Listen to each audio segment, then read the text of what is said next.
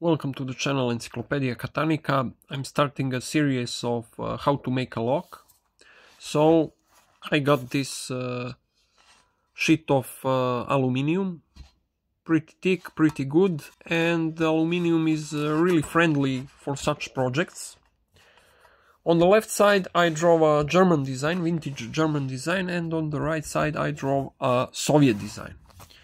I choose to work on German design. Why? Because it you could accommodate more decorations on the German design to look good, and on the Soviet case you couldn't. You could of course make some changes and decorations, but it will maybe look really idiotic and really fantasy. I don't like to make total fantasy locks. I want to make a lock which has usable value and aesthetical also.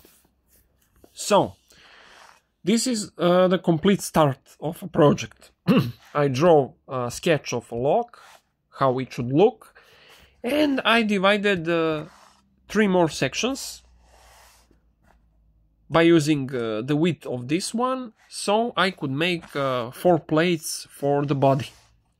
And it's very important to know that when you're dividing those sections, you must leave at least a centimeter alone, because when you're cutting with hacksaw through this line, you will shorten the width of this section, and also of this section, and also of this section. So you need to have enough saved space so that you could make exact copies.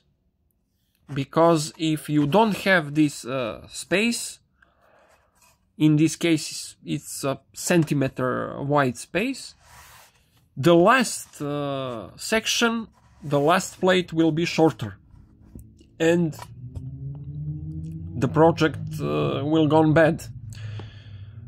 So with this centimeter of material, you have enough space to make 4 exact copies of this sketch here when I cut it completely.